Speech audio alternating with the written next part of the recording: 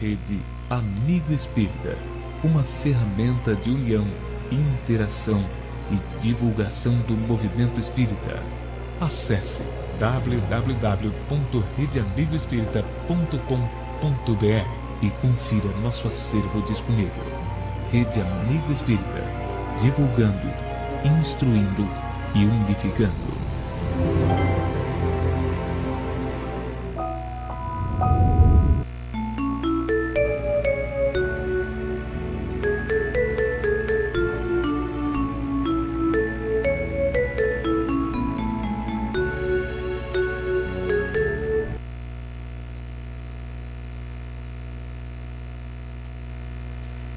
Então, mais uma vez, meus amigos, meus diletos irmãos, uma boa noite.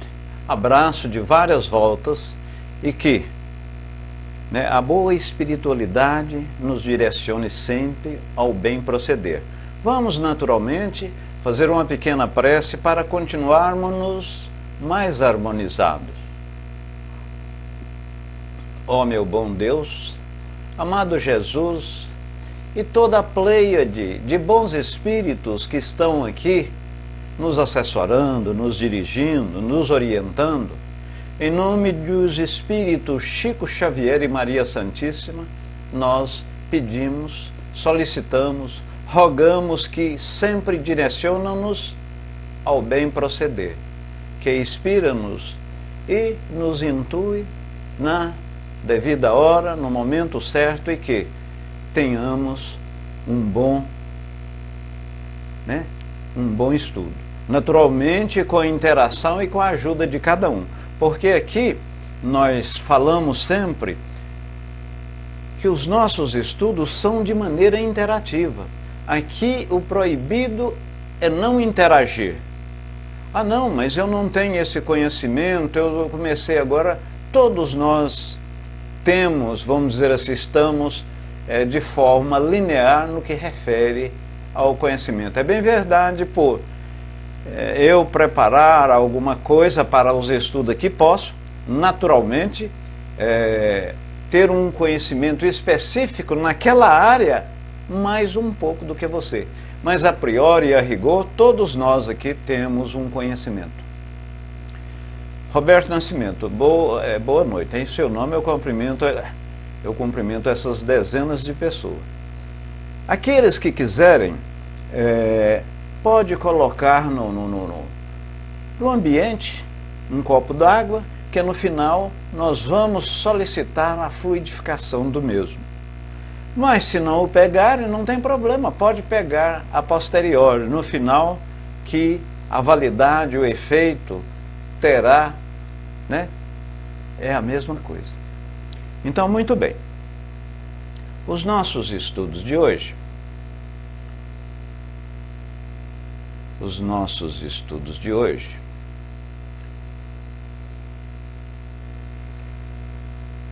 é sobre uma dissertação moral ditada pelo Espírito São Luís. E isso está, meus irmãos, na Revista Espírita de fevereiro de 1858.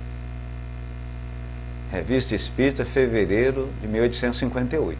Esse é um estudo proporcionado pela Rede Amigo Espírita, uma rede que tem por objetivo divulgar, instruir e unificar. No momento que divulga, instrui e instruindo unifica. Esse é a 66ª introdução à doutrina espírita. Nós estamos falando aqui de Palmas, Tocantins. Hoje são 21 de agosto de 2017. Meu nome é Décio Naves. Rede Amigo Espírita, uma ferramenta de união, interação e divulgação. Muito bem, meus irmãos. Então, mas antes de falarmos dos estudos nossos propriamente dito, essa dissertação moral proporcionada pelo Espírito, um espírito de luz que acompanhava sempre Kardec nas sessões mediúnicas, Sessões essas realizadas em Paris, na Sociedade Espírita Parisiense.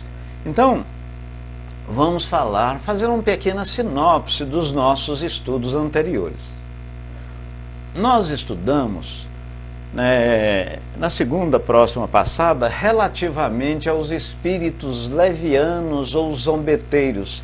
Falamos também dos espíritos felizes e dos espíritos dadivosos, superiores, né? Falávamos nos estudos anteriores que, dentro do espiritismo, se falarmos relativamente a um determinismo, a um destino, é de um dia sermos ainda espíritos perfeitos, ou seja, no topo da escala. Os espíritos levianos, zombeteiros, os espíritos imperfeitos, estão na base, né? Na base da escala.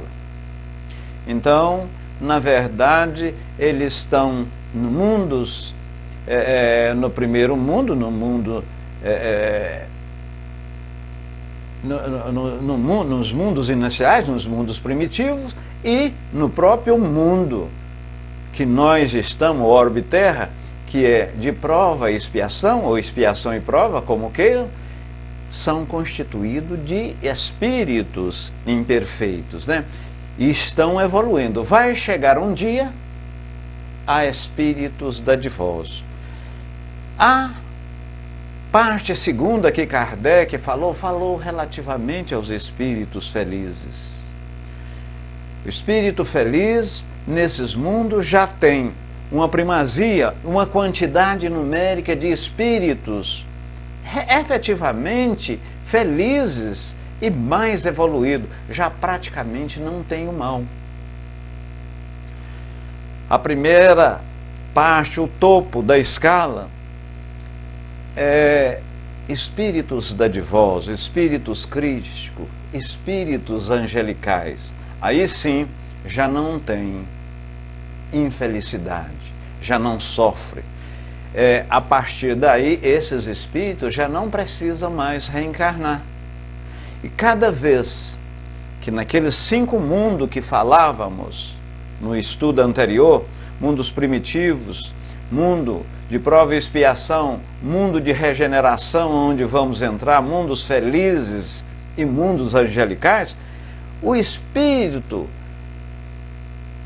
nesse viajor do átomo ao arcanjo, ele vai tornando-se menos denso, vai tornando mais etéreo. Chega ao ponto que, no ápice da escala, no topo, praticamente não existe matéria. É uma matéria tão tenra que nós não temos condição de imaginar.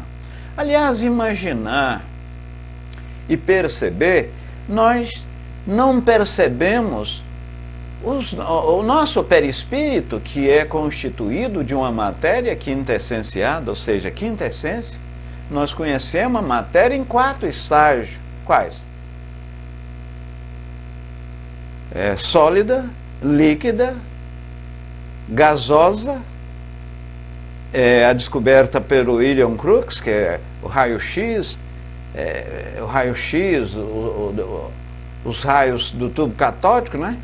E posteriormente vai haver, e à medida que há evolução, há essa outra matéria que nós não conhecemos, sólido, líquido, gasoso, e esse estado quântico, né? Esse estado de raio-x, esse estado de ultrassonografia. Pois bem, então a matéria vai tornando menos densa à medida que o espírito vai evoluindo. Nós ainda vamos ser, você está falando aí, nós vamos ser um espírito crístico, nós vamos ser igual o nosso irmão maior Jesus, que administra um orbe, sem dúvida, não porque queiramos ou queiramos, mas porque Deus assim o quer.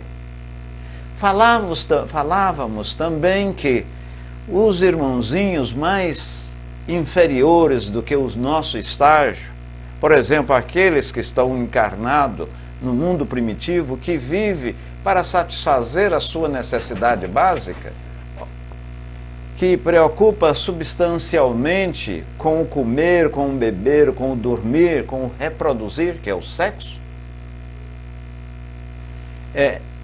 a gente tem que dar a mão, a gente tem que ajudar, porque nós só somos felizes quando tornamos as outras pessoas felizes.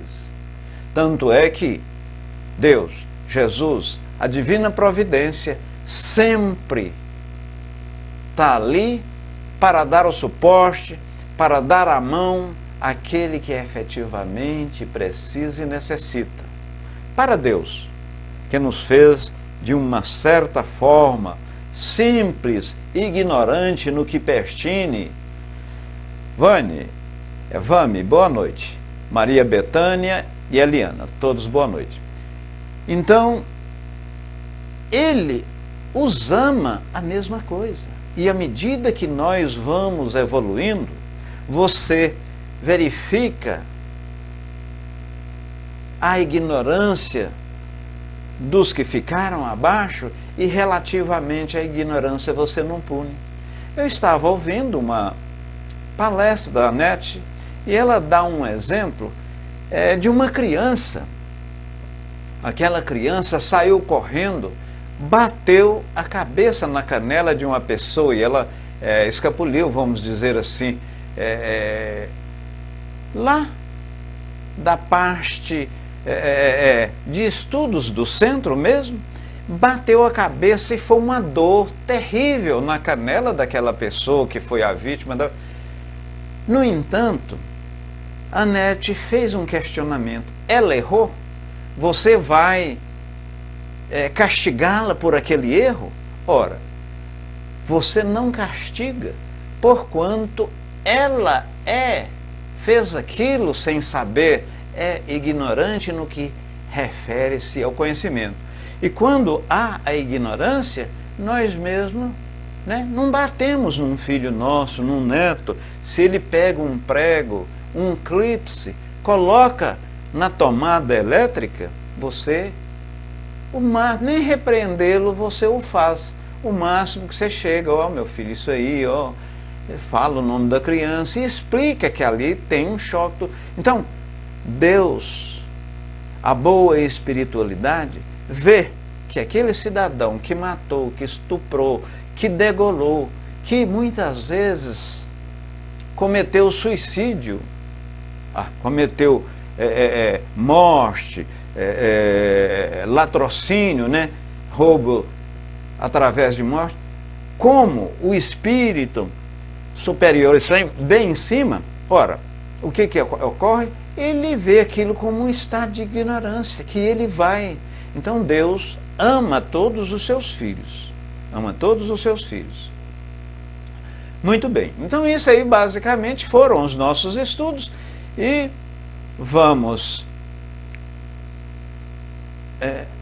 sim, meus irmãos, por gentileza, eu não liguei nossa rádio.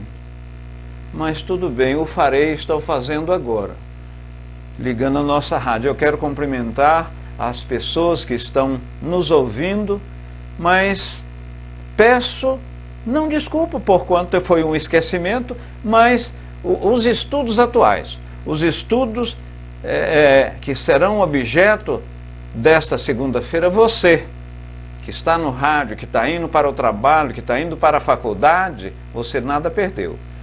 Quero, pela mesma forma, cumprimentar essas dezenas de pessoas no YouTube, cumprimentar os amigos do Facebook, porquanto daqui 2 dias nós fazemos a representação do Facebook, e aquele internauta que vai ver esse vídeo daqui 10, 15, 20 dias ou daqui X anos, porque vai ficar no YouTube, ficar nessas várias bases que porventura outras pessoas nos transmitem.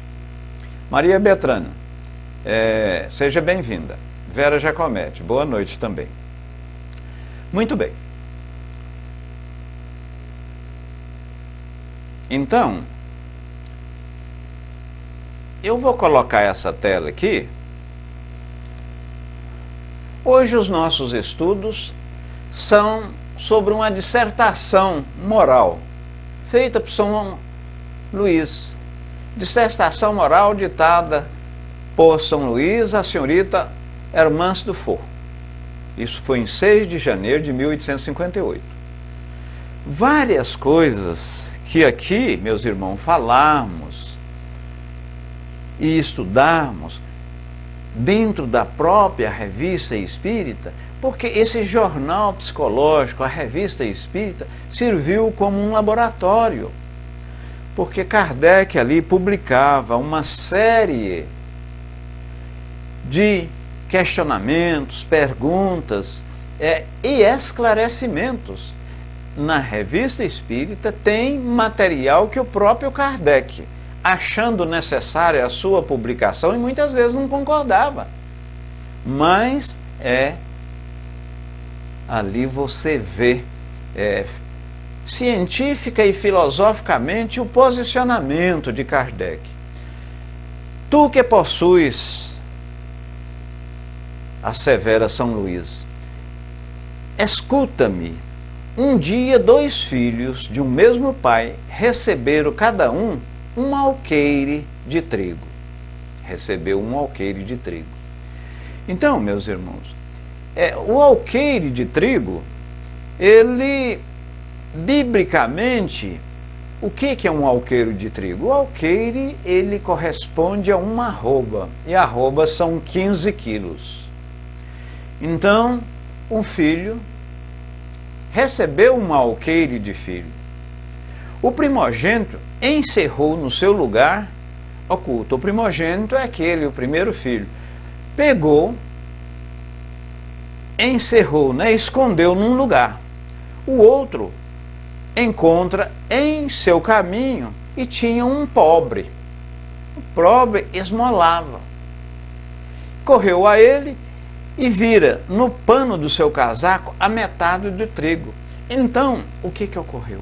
Ocorreu que ele estava com 15 quilos de trigo, deu para os 2 filhos, o primeiro escondeu. Isso aqui nos remete até àquela parábola dos talentos, né? O que ganhou R$1 escondeu, o que ganhou 5 multiplicou por 5, o que ganhou 10 pela mesma forma. Então, o que escondeu, quando o Senhor chegou, e ele disse o seguinte: olha, como eu sei que o Senhor é muito austero, como eu sei que o Senhor é, de uma certa forma, muito rígido com as suas coisas, então, na verdade, eu enterrei com medo de perder, né? De perder esse... e aí eu ser castigado por isso. Então o que ele fez? Ele enterrou. E aí o Senhor, ele de uma certa forma elogiou aqueles que multiplicaram e disse o seguinte: se fosses, para ambos fiéis no pouco, então no muito também o será. E aí o que ocorre? Pediu que jogasse às traças aquele que, de uma certa forma, amedrontado, escondeu o seu talento. E nós temos esse talento, nós temos o espiritismo, nós temos a cultura, nós temos a oportunidade em ajudar as outras pessoas. Boa noite, João, GN, Leopoldina. Tudo de bom. Nós temos... E o que nós estamos fazendo dos nossos talentos? O que nós estamos fazendo? Então, isso aqui é até uma avareza. Aquele que esconde, aquele que... E o que é ser avaro? Avaro é o cidadão que tem o dinheiro, não aplica em função do próximo, só quer aumentar os seus recursos financeiros, só ter. E é uma prova, e já vimos em estudos anteriores, uma prova terrível, talvez mais do que o da miséria. Porque Deus dá-me a abundância relativamente ao metal. E o que eu estou fazendo com essa abundância? O que eu estou fazendo com esse dinheiro? É uma prova que no planejamento reencarnatório eu solicitei, mas ele é muito assim, estimula muito a vaidade, o orgulho, né? O ter. E hoje a sociedade, eu diria que ela, de uma certa forma, lhe cobra pelo que você tem, né? Qual que é seu carro? Você fez já quantos cursos? Foi no exterior? Os seus filhos, né? A sua esposa, o seu marido, a sua mulher, que posicionamento é? Maria de Fátima, boa noite, seja bem-vinda, minha irmã. Então, infelizmente, o sucesso não é você estar espiritualmente bem, tudo, é o que a sociedade te cobra, esse ter, esse fazer. Muito bem, então segue São Luís. Ora, por esse tempo, veio uma grande fome. Os pássaros, isso São Luís, para os que estão chegando agora, São Luís dando uma comunicação na Sociedade Espírita Parisiense, meus irmãos e amigos, e admiradores da doutrina, né? Porque nem sempre e nem todos que estão aqui são espíritas. Ora, por esse tempo, prossegue São Luís, veio uma grande fome, os pássaros do céu morriam ao lado do caminho. O irmão primogênito correu no seu esconderijo, o lugar que tinha, não tinha mais nada. Né? Porque vocês observam que o irmão disse, né? E o outro, o caçula, né? O mais velho escondeu. O caçula tristemente ia contemplar o seu tio, desanimado quando encontra o pobre, o qual havia assistido. Irmão, disse-lhe o mendigo, aquele no início da parábola, se é que podemos dizer isso, ele saindo, o primogênito enterrou, né? Aqueles talentos, o caçula saindo com 15 quilos, deu parte, a metade para o mendigo. E o mendigo o que foi? Irmão, disse-lhe o mendigo, ia interromper-me e tu me socorreste. Agora que a esperança secou em teu coração, segue-me. Olha, o que aconteceu? Ele, o mais novo, o caçula, andando, não escondeu, deu para aquela pessoa pobre, e a pessoa muito pobre plantou, centuplicou aquelas sementes, né? E esse caçula veio, na verdade, salvar das primeiras necessidades, das necessidades prementes. Pois bem, agora veja São Luís dentro da avareza, o que o mesmo fala? O que ele mesmo fala?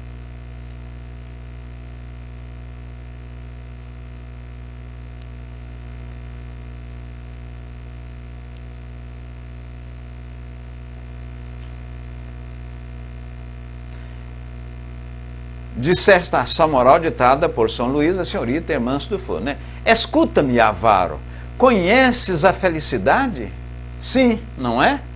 Teu olhar brilha como um sombrio, esplendor em tua órbita que a avareza cavou mais profundamente. Então, vocês observam que o primeiro foi avaro, o primeiro escondeu. Meus irmãos, vamos interagir, tá? Nossos estudos aqui não é uma palestra, nós estamos fazendo estudo e é oportuno que você, de uma certa forma, interaja. É oportuno. Então, os lábios se fecham, teu nariz treme e prestas atenção. Sim, ouço, é o ruído do ouro que a tua mão acaricia jogando no esconderijo. Porque você fica tão inebriado, você fica tão assim, vamos dizer, hipnotizado, que não vê mais nada, só quer ter. Aquele personagem, Walt Disney, Tio Patinho, ele chegava a tomar banho no ouro. Mas aquilo é uma verdade que o avaro faz. Porque você tem, e tem tanto e sofre. Para aí, Décio, mas os bens materiais não ajudam na felicidade? Realmente pode, nós somos, por sermos matéria e estarmos atuando no mundo material, precisamos do dinheiro, da matéria, para satisfazer as nossas necessidades. Mas quando ela vem em demasia, ou seja, o dinheiro, o metal, vem em demasia, e nós não somos sabedores como utilizá-lo de forma coerente, de forma, vamos dizer, digna e caridosa, caritativa, ele é um mal. Como, Décio? Por gentileza, explica, que eu ainda estou assim em dúvida. Pois bem, digamos que você ganha abruptamente ou de uma forma peremptória uma soma muito grande. Kátia Souza, seja bem-vinda, Kátia, boa noite. Ganha uma soma muito grande. E você aplica essa soma na Bolsa de Valores, em vários... Ah, não, Décio, então é ruim Bolsa de Valores? Não, em absoluto. E aí, você ganha algum percentual relativamente a esses valores aplicados, e você começa a preocupar-se em perder.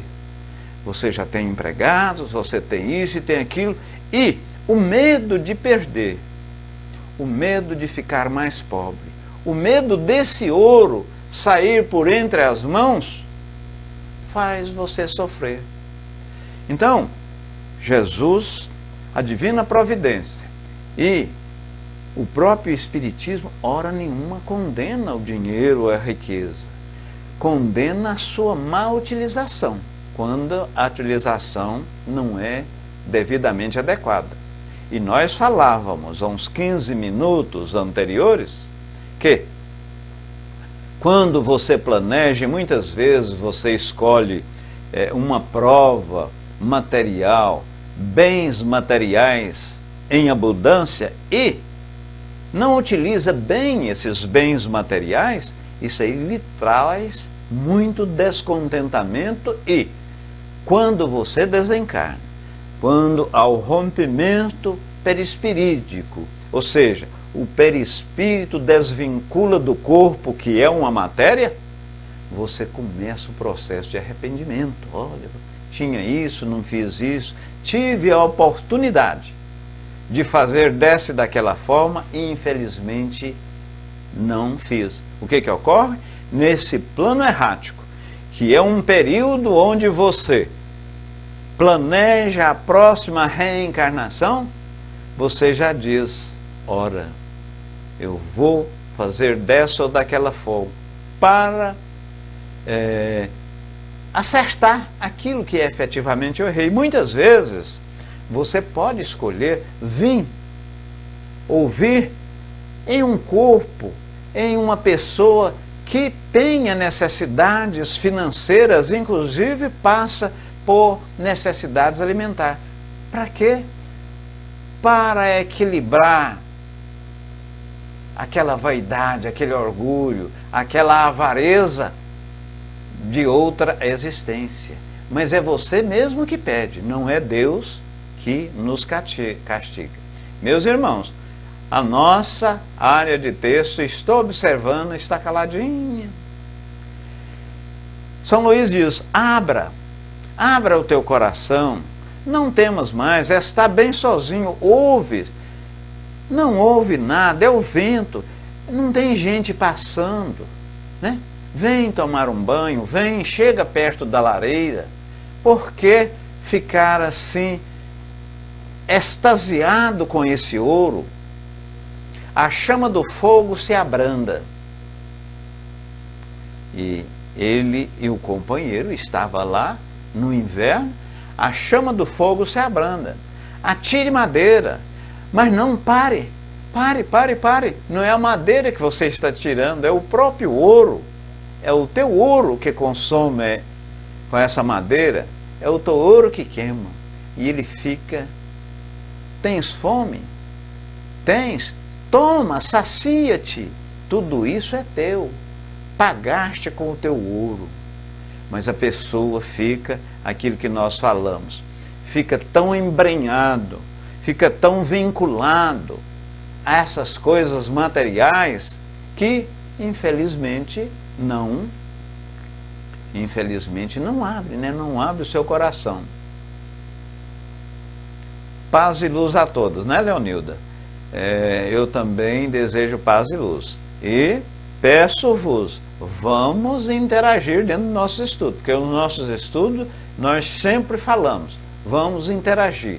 É oportuno e até porque não fica tão engessado dentro daquilo que o Décio preparou. E muitas vezes você tem, no momento em que você questiona, no momento em que você alude, no momento em que você faz uma colocação na tela, ora, é bom para o próprio Décio e bom para o colega que está ao lado. Muito bem. Então, damos sequência, pois. Tem fome? Sacia-te. Gasta um pouco desse ouro. Não seja tão avaro, né? Infeliz, esse ouro, a morte dele te separará. Tu o deixarás à beira do túmulo, como, né, um pó.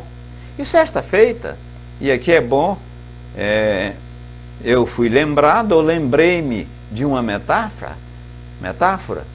Alexandre, o Grande, ao morrer, ele pediu que, ao ser enterrado, que ele fosse enterrado com as mãos de fora do caixão. E que quem o carregasse o ataúde, que quem carregasse o caixão, ele queria 6 médicos, os melhores médicos, e jogasse flores e os bens dele no lugar que o pessoal estava passando. Pepitas de ouro, colares, aquela abundância material. Aí o seu secretário direto, mas majestade, por que tu pedes? Faz essa solicitação num primeiro momento, parece-nos um pouco absurda, porque o senhor pediu que 6 médicos levassem o ataúde. Isso para vos ressaltar e pela mesma forma lembrar, muito embora esses profissionais são os melhores que tem aqui, no entanto, não evitaram a minha morte. Tudo bem. E por que colocar as mãos para fora? Porque, na verdade, eu nasci, eu não tinha nada e eu não levo nada para né, o cemitério, para o túmulo, para a cova. E os bens jogados aí para, de uma certa forma, caracterizar mais contundentemente de que os bens não vão comigo para outra existência, né? E é extraordinário, né, meus irmãos? Então, o avarento, ele sofre porque ele tem medo de perder. São Luís prossegue: miserável, que fizeste desse ouro que te foi confiado para soerguer o pobre? Olha aí o talento. Ele, muitas vezes, no plano errático, pediu para que encarnasse e vivesse uma vida, vamos dizer assim, nababesca, né? Uma vida de conforto, de dinheiro. Porém, ele não ajudou. Ele simplesmente autoajudou. Houve essas blasfêmias, né?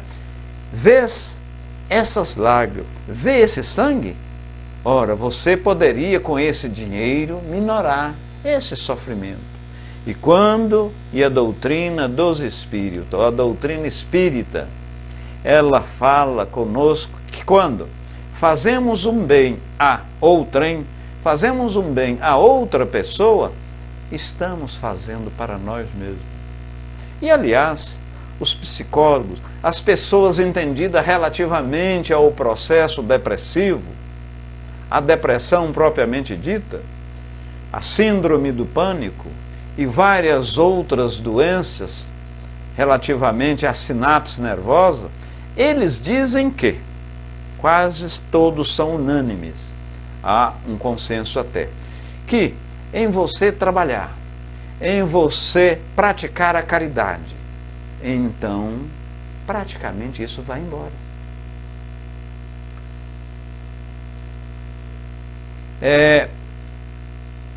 O nome padrão aqui, ele diz o seguinte: não disse Jesus, a contribuição do nome padrão aqui, não disse Jesus, não se atribuleis com o dia de amanhã, basta-te o hoje. Evidentemente, né, o nome padrão.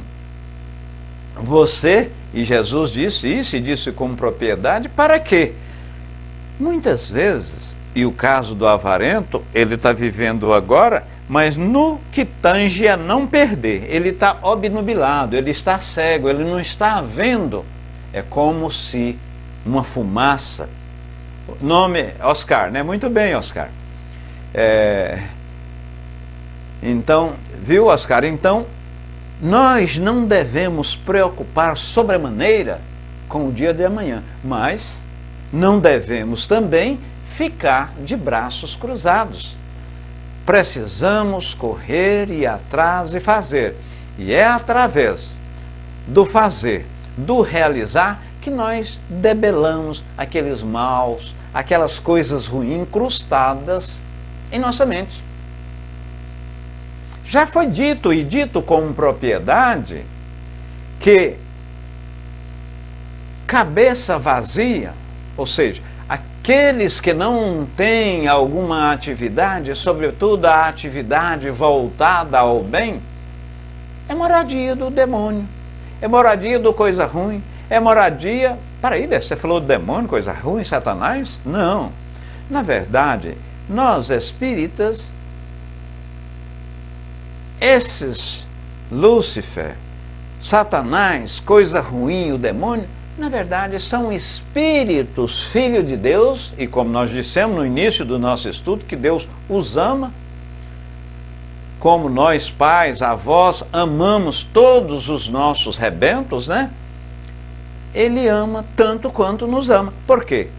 Porque sabe que ali é um ignorante, no que pertine ao saber, e quando ele enculturar, jogar conhecimento, sobretudo espiritual, para dentro de si, ele vai debelar esses males. Vai ser igual ou melhor do que nós, né? Vai ser igual ou melhor do que nós. Esse próprio pensamento é um castigo. O futuro para eles está no vago. Não compreendem, sofrem. Seus sofrimentos são longos, e para os que sofrem por longo tempo, é sofrer sempre. Esses próprios pensamentos é um castigo. Olha, gente, eu vou perder meu ouro, eu vou perder meu dinheiro, né? Eu hoje eu preciso, jamais eu posso, eu tenho centenas, milhares de pessoas que trabalham para mim. Então, nesse aspecto, se a gente não olhar de uma forma assim, bastante veemente e direta, a gente faz besteira. Porque a prova da riqueza, meus irmãos, é uma prova dificílima. Dificílima. Deixa eu ver a área de texto aqui. Leonilda Bertolino faz a seguinte participação: pois amanhã não saberemos se estamos aqui para fazer. Justamente. E precisamos fazer agora, né? Então, nós, e Chico disse, Madre Teresa de Calcutá também pela mesma forma, nós não podemos alterar o que se passou, o passado. No entanto, modificando agora os nossos atos, nós vamos alterar o futuro. Você utiliza, e quando você vive sobremaneira no passado, é sofrer, sobretudo em termos de sofrimento, é sofrer duas vezes. Então utilizamos o passado como história para pararmos as nossas arestas, as nossas asperezas e construir o futuro. O passado já se foi. O presente é muito importante, igual Leonilda Bertolino disse, devemos vivê-lo, pois, com intensidade, não deixar para o amanhã, porque o amanhã, muitas vezes, ele, em termos de um amanhã duradouro, pode não chegar, e aí eu deixei de fazer. Aquele que eu preciso, depois que eu casar, depois que eu ganhar na loteria esportiva, depois que eu me aposentar, depois que a minha filha, depois que o meu marido, depois que a minha mulher... Ora, nós estamos postergando. Aliás, adiando, porque postergar é você fazer uma coisa menos importante em função de uma coisa mais importante. Nós, no caso, estamos adiando. E quando a gente adia, podemos pagar caro. Corina diz o seguinte, o apego é o desencadeador da avareza. Justamente, bingo, minha irmã. É a avareza, é o ter, é o querer possuir. Olha lá, o cidadão lá na lareira, precisando comer e não gasta o seu dinheiro. Ele colocar a lenha para debelar o frio, mas se colocar a lenha, a mesma vai queimá-la, ele precisa de comprar mais, ou seja, vai gastar seu ouro. Então, vive por demais e, sobretudo, vinculado à matéria propriamente dita.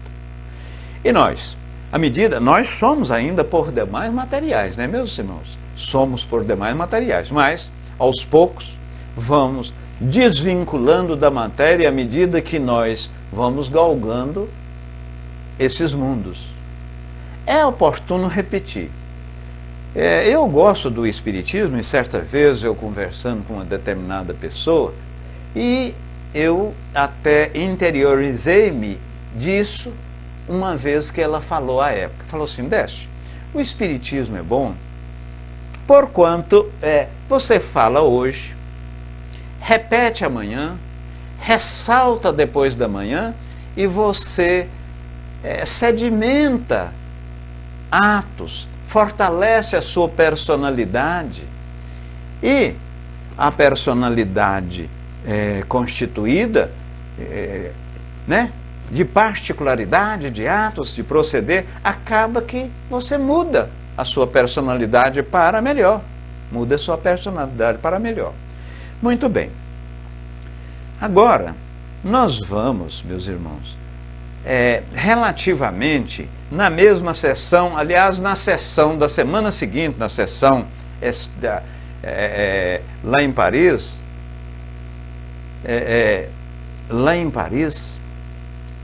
na próxima sessão, Kardec estava, a senhora Dufour, aliás, nem foi a Dufour, foi o irmão, nós vamos falar de palestra além túmulo. E veja bem, o que é isso, Décio? Deixa eu colocar essa tela aqui, que é a nossa penúltima tela. Deixa eu colocar aqui. Por que não quer entrar? Que interessante. Era para... Não entendi. Confesso que eu não entendi, pessoal. Mas muito bem.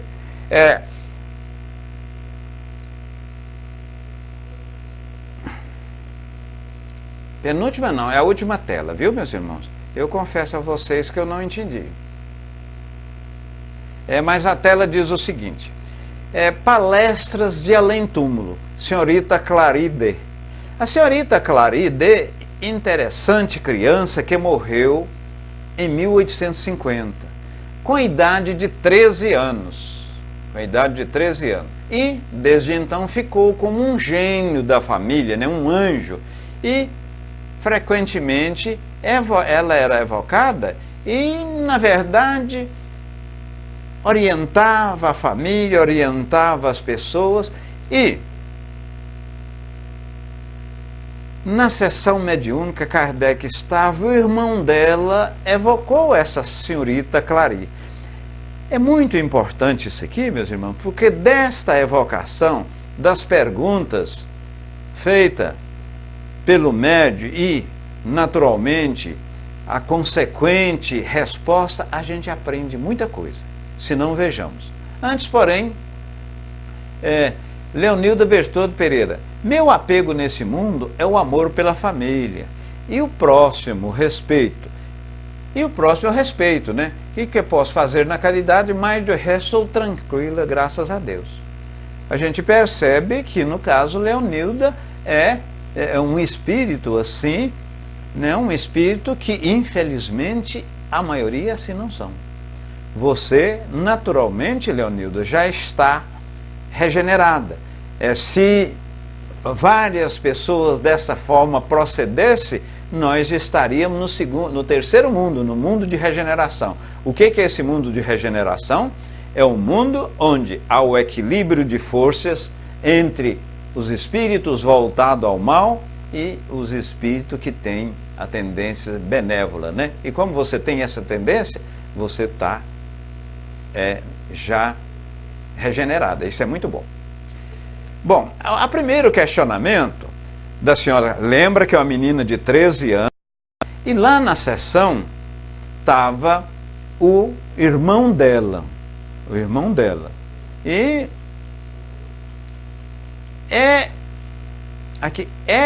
Kardec diz o seguinte: a qual, né, dá um grande número de comunicações mais interessantes até.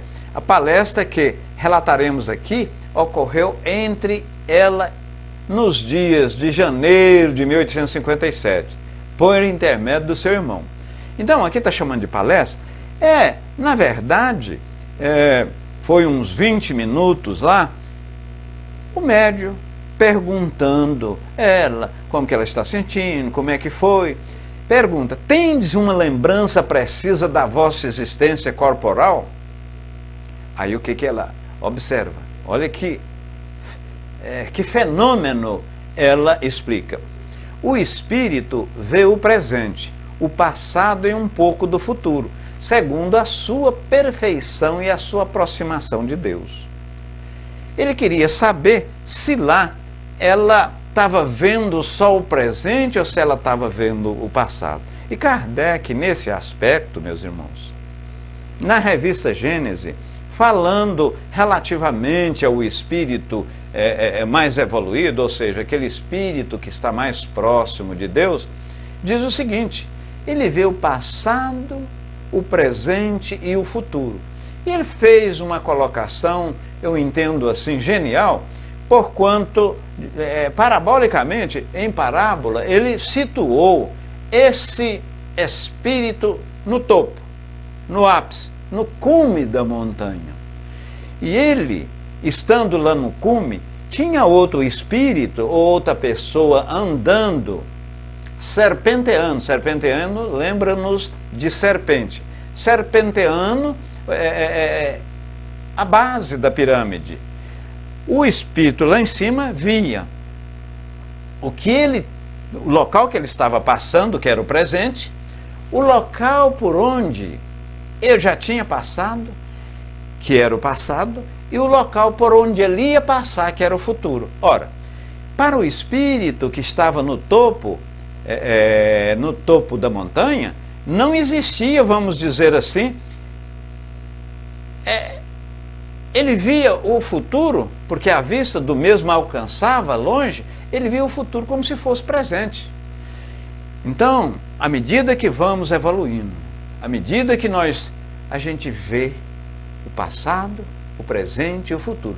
Para o espírito superior, que ele é praticamente onisciente, né? Não é onisciente porquanto Deus o é. O onisciente é saber tudo, né? Onipotente é todo-poderoso e onipresente estar em todo lugar. Ocorre que tem um saber muito grande ver o passado. Quando nós desencarnamos, deixa eu ver aqui a área de texto.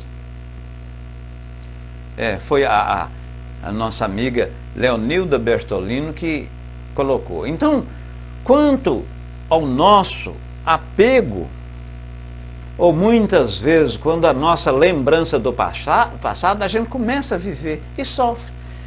Já foi dito que quem vive o passado está sofrendo duas vezes, sobretudo se esse passado foi de alguma coisa clamorosa, foi alguma coisa assim que nos maltratou, que fez doer o coração, né? Muito bem. Então, nós temos que plantar aqui agora. Faço minhas palavras de Leonilda. Nós temos que plantar aqui agora. Porquanto o plantio, ele é opcional. Mas você plantou, a colheita é obrigatória. Se você plantou ventos, vai naturalmente colher tempestade. Mas prossigamos. Essa condição da perfeição é relativa só ao futuro ou se relaciona igualmente com o presente e o passado? Aí a Clary disse o seguinte: o espírito vê o futuro mais claramente à medida que se aproxima de Deus. É aquilo que nós falamos dos estudos.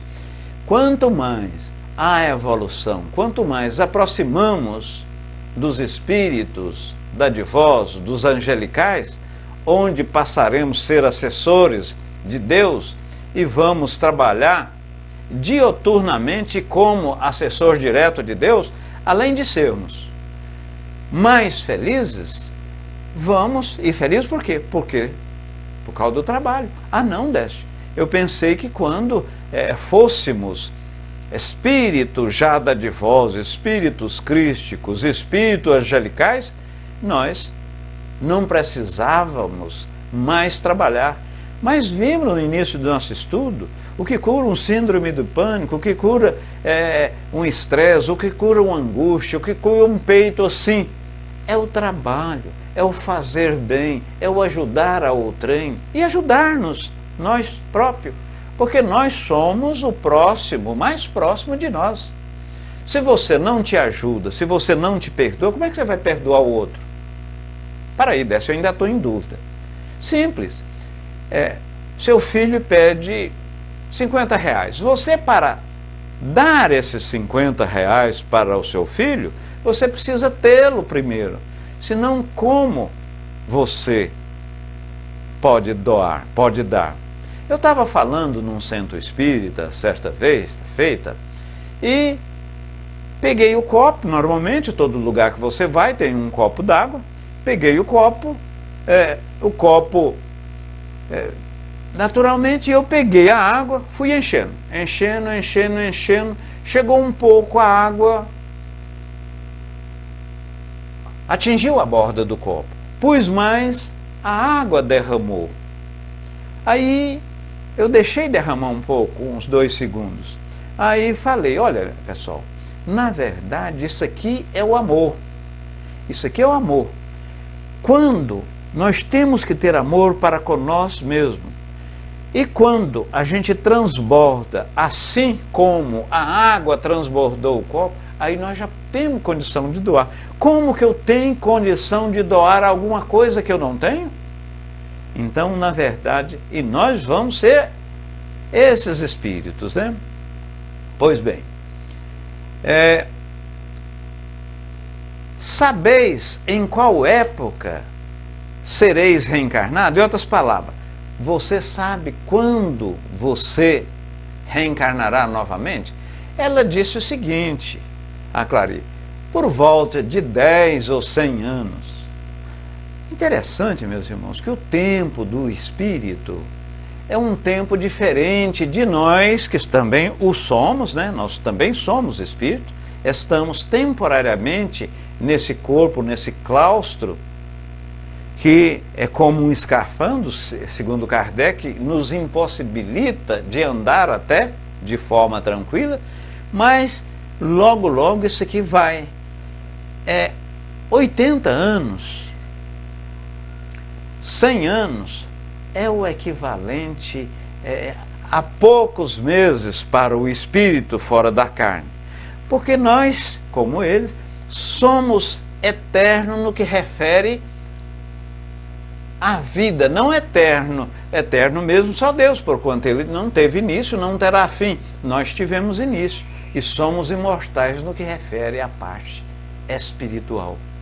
Então, como somos imortais, se nós melhorarmos uma grama sequer, 1 milímetro sequer, já que temos uma vida eterna pela frente, uma existência eterna, então já caminhamos muito. Veja bem que esse exemplo eu estou referindo porque ela falou que tinha uma noção de 10 a 100 anos. Ficou um interregno, um interstício de 90 anos. Mas esse interstício de 90 anos, para o espírito desencarnado, é como o estalar desse dedo. Muito rápido, muito rápido.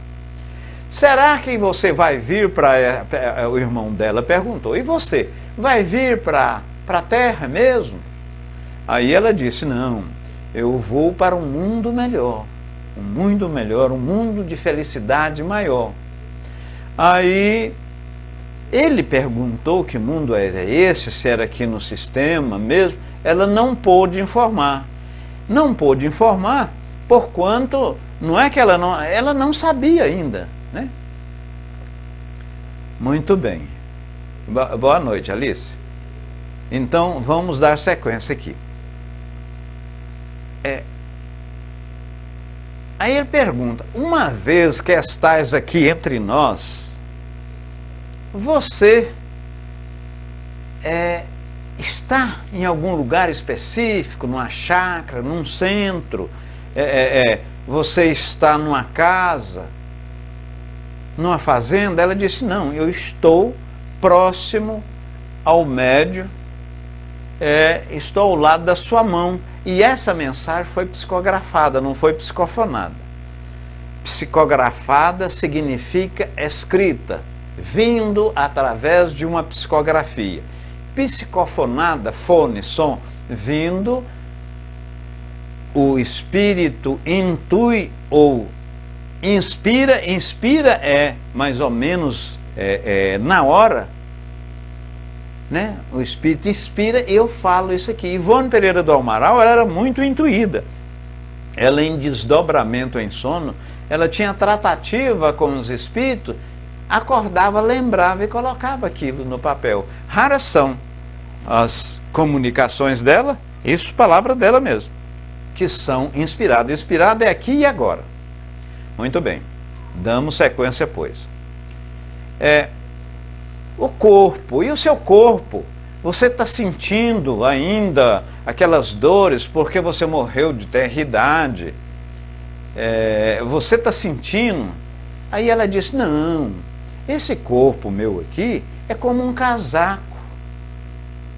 Eu tirei, eu sinto assim, é como se a gente tira o casaco, sente que está com o casaco ainda, né? É a mesma coisa de uma perna. Você amputa um braço, um dedo, uma perna, e nisso o papai amputou a perna direita, acima um pouquinho do joelho. Interessante, quando estava lá, todas as vezes eu sentava na cama, ele falava, para aí filho, para aí, não senta não, você vai sentar em cima da minha perna. Você tem aquela dor fantasma naquele local doendo, então você, é a mesma coisa do casaco. Ela fala assim, o corpo é um casaco, você tira, mas quando está vinculado ainda aos bens da matéria, aos bens materiais, você fica vinculado ao corpo, fica vinculado. Muito bem. Aí perguntou-se o seguinte, mas eu estou vendo aqui, você está falando com tamanha desenvoltura, assuntos inclusive de outras reuniões, que é superior ao seu conhecimento, Clari? Aí ela dá um sorriso. Olha, na verdade, eu sou uma pessoa, um espírito muito, muito antigo. E nós somos sabedores que não há criança, não há jovem, não há idoso, não há velho. Existe um espírito que está ali temporariamente coabitando, habitando aquela matéria, dando vida. Então, você não está velha, você não está bonita, você não está nova. O espírito, Alice Pintos, ele, na verdade, está no corpo de Alice, mas, sem dúvida alguma, já animou, vamos dizer assim, já vivificou vários corpos, já teve várias mães, vários pais, vários filhos, várias filhas, foi marido. Então, por que isso, Décio? Porque nesse processo evolutivo, aprendendo a sensibilidade do sexo feminino, a abrangência, a visão múltipla, e pegando, por outro lado, não digo a sensatez, mas a racionalidade, e a mulher também é muito racional, do homem. Então e nisso, você vai ser um médico, você vai ser um engenheiro, você vai ser um psicólogo, você vai ser um espírito perfeito. Olha as duas asas, essa pombinha, eu lembrei-me de Chico Xavier, porquanto ele disse o seguinte, que a parábola, através de Emmanuel, você está aqui e você não veio aqui para tirar férias, você veio segundo uma avaliação e um planejamento que você fez lá no plano errático, e está aqui dando complementação a esse plano, a esse planejamento. Então, esta existência, esta encarnação, você pode melhorar uma das asas, a moral, a parte espiritual. Outra, você pode melhorar a parte ciência, a parte científica. O certo é que o espírito perfeito, o espírito puro, o espírito angelical, ele já passou por essas centenas de milhares de experiências e, por consequência, atingiu aquele. Daniel Rosa de Assis faz a seguinte participação. Décio, vangloriação ao título profissional com privilégio e vantagem social por apego maior é um dificultador do espírito em readaptar no reino do plano espiritual. Perfeitamente, Daniel. Tanto é que os espíritos, eles se não vangloriam por ter sido um médico, por ter sido um engenheiro, um advogado, e o verdadeiro espírita, ele até nem gosta, chama doutor fulano, doutor, porque isso são títulos da terra, são títulos que vai com o corpo, o qual está servindo para experienciar esse planejamento nosso. Evidentemente que aquilo que o espírito incorporado, ou seja, dentro, animando o corpo Décio, ele vai naturalmente pegar as experiências, mas título nada vale. Leonilda Bertolino diz: Décio, um ente querido sente falta da família não fazer visita ao seu túmulo no cemitério, apesar da família fazer prece todos os dias para o seu espírito? Eu digo o seguinte, se esse ente querido já é um espírito desvinculado, Leonilda, da matéria, já é um espírito mais, vamos dizer assim, evoluído, ele acha ruim até você ir ao cemitério, porque ali não está o Décio, ali não está aquele familiar, o que tem ali são as suas roupas, são os corpos que deu, vamos dizer assim, deu uma existência, serviu como um claustro para ele experienciar essa vida. O importante, ele fica muito satisfeito, em você orar, em você pensar nele, e não assim no sentido, olha, como que eu faço aqui? O que eu devo fazer? Você levava sempre o filho no colégio, eu estou sentindo isso. Você lavava minhas roupas, você passava uma camisa. Quer dizer, essas coisas, isso não. Isso aí é até prejudicial. Faça uma oração, faça uma prece, pedindo ao anjo mentor dele, o Espírito protetor, que dê sequência na sua própria evolutividade, na sua evolução, né? Então, não, para o Espírito é indiferente. Mas Décio, os finados, tem tantas pessoas, pode até alguns espíritos que estão muito vinculados à matéria, ainda não souberam, não sabem nem que morreu, que desencarnou, pode estar lá junto ao corpo tentando animá-lo, está naquele processo de perturbação, pode momentaneamente sentir-se feliz com a visita.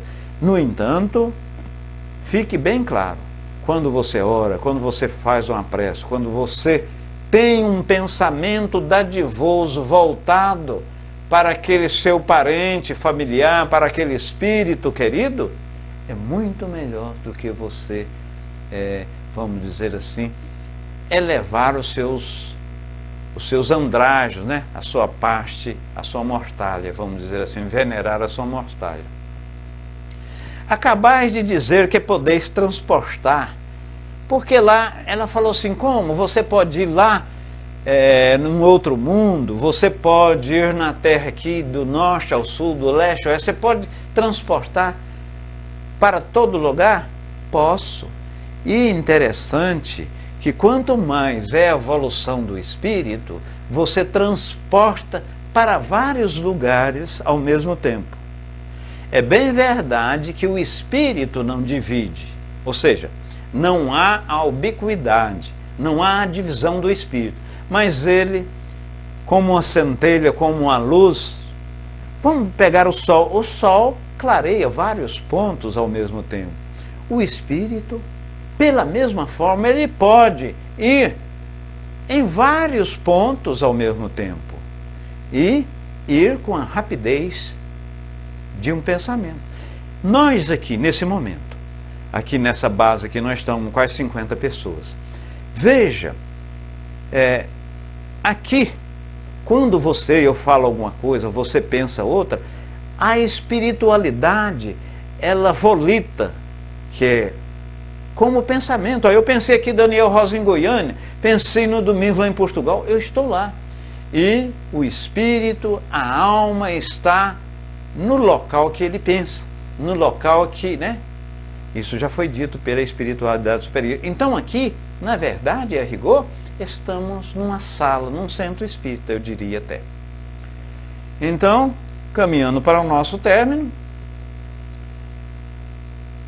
tudo que diz é sério, grave e profundo, à altura do sábio, o qual se dirige. Convenceu?